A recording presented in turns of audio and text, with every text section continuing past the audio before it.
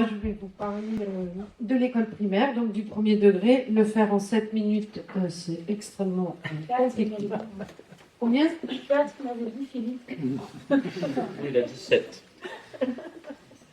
Donc, trois petits points dans cette intervention. D'abord, un constat de ce qui se passe dans les écoles primaires actuellement. C'est un constat d'un service public un petit peu fait de bricolage, on va dire ça comme ça. Le constat, ça a déjà été fait, donc je ne vais pas m'étendre sur le manque de places d'accueil dans les établissements médico-sociaux. Hein. Il y a 1500 places, il manquerait 1500 places dans le 35. Il y a parfois jusqu'à 4 ans d'attente pour des prises en charge en CMP, c'est ça, DME ou ITEP. Donc 4 ans, c'est non. 4 ans, pendant ces 4 années-là, les élèves sont dans nos classes, sans les soins, sans la prise en charge dont ils auraient besoin. Et cela génère chez les élèves de la souffrance qu'ils expriment, voire aujourd'hui qu'ils explosent. Ils explosent en mal-être. Et on constate aussi par rapport à ces élèves qu'on inclut dans nos classes, c'est que les enseignants peuvent manquer de formation et de moyens face aux troubles et pour répondre à tous ces troubles. Autre constat, c'est que les réseaux d'aide qui prennent en charge les difficultés scolaires pas médicales sont réduits à peau de chagrin. Un psychologue et un ou une enseignante spécialisée dans les RASED des circonscriptions du département, et encore, il n'y a pas toujours d'enseignant spécialisé. Et la psychologue scolaire dans le premier degré, elle a entre 1800 et 2000 élèves sur son secteur. Il est du coup impossible de couvrir l'ensemble des besoins des élèves qui pourraient bénéficier de leurs services. Autre constat, manque de remplaçants et de remplaçantes, laissant bien souvent les classes à charge des autres collègues. Il n'y a plus de médecine scolaire, c'est-à-dire plus de visite médicale, sauf sur demande exceptionnelle faite par les équipes. Or, ces visites médicales permettaient de faire de la prévention, et notamment en grande section avant l'entrée en CP. Par là même, il n'y a plus les visites médicales faites par la PMI, qui là aussi détectait quand même énormément de besoins. Un autre constat, c'est l'augmentation des inégalités scolaires qui sont corrélées aux inégalités sociales. Ça a déjà été dit, donc je ne vais pas forcément développer, sinon dire quand même que les évaluations nationales, elles sont faites aujourd'hui. Si vous prenez les tests de lecture pour faire de l'affluence, on fait de la lecture, on améliore la quantité de mots qu'on est capable de dire dans un temps donné.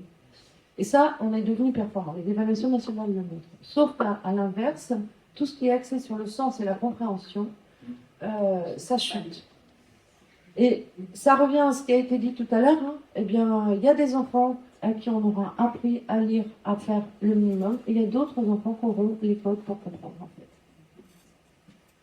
Et enfin, il y a un dernier constat, alors on pourra en faire beaucoup plus, mais un dernier constat que je souhaitais mettre en avant ce soir, un peu plus invisible, c'est le manque de moyens financiers qui amène les communes à tout rebooter, et notamment sur les postes d'ATSEM. Or, les ATSEM sont vraiment des personnels essentiels dans nos écoles, et ce manque d'ATSEM peut générer des difficultés supplémentaires, notamment dans les conflits communes, équipe enseignante. C'est des conflits qu'on voyait à la marge et qui commencent à se développer dans de plus en plus de communes.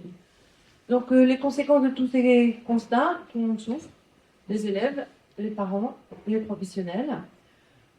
Parfois, dans des situations extrêmes, le travail des enseignants est empêché, les enseignements peuvent être impactés. On a des exemples aujourd'hui dans le département où gérer une crise d'un enfant nécessite de faire sortir la classe. Eh bien, la classe sort 4 fois un quart d'heure par jour, ce qui fait 1 heure d'enseignement en moins dans ces situations. Chacun a du mal à trouver sa place. Quand je dis chacun, c'est les relations parents, professeurs, enseignants, en tout cas personnels, peuvent se dégrader. Et ça, on trouve ça vraiment dommage parce que nous sommes vraiment des co-éducateurs en fait. Voilà, on a besoin les uns des autres. Et la souffrance qui est générée par l'institution, par le gouvernement, c'est parce que le gouvernement ne donne pas les moyens de le faire en fait. Et ça, on va rebondir là-dessus, je vais rebondir sur ce qui a été dit tout à l'heure, sur les choix qui se font en fait. Ce sont vraiment des choix politiques.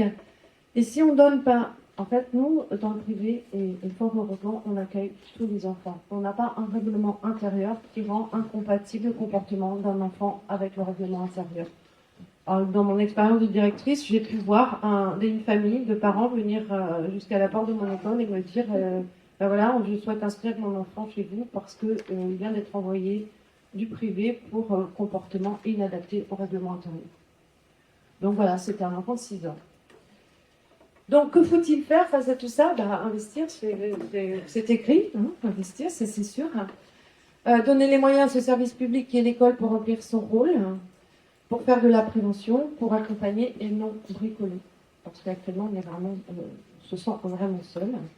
Il faudrait qu'enfin l'institution fasse confiance aux professionnels de l'école, qu'elle considère ses personnels, et les AESH sont en première ligne, ça a été dit, hein, sur la nécessité d'un statut, d'une meilleure reconnaissance, que les personnels soient formés.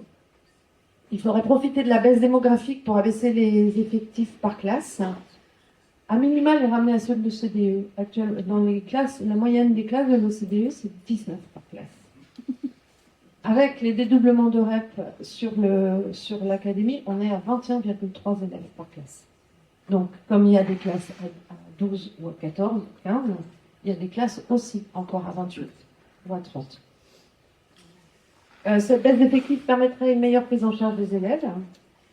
Et donc, eh bien, on va rentrer dans une période de carte scolaire, donc il va falloir se battre pour garder nos postes. Voilà. Refaire exister les plus de maîtres que de classes, avoir des enseignants supplémentaires, comme ça peut se pratiquer dans d'autres pays d'Europe. Ça a été dit aussi, notamment par le collectif pour une école réellement inclusive, hein, on a besoin d'équipes, on a vraiment besoin de faire du lien et d'avoir des équipes pluridisciplinaires. L'école ne peut pas guérir à elle seule tous les maux, en fait.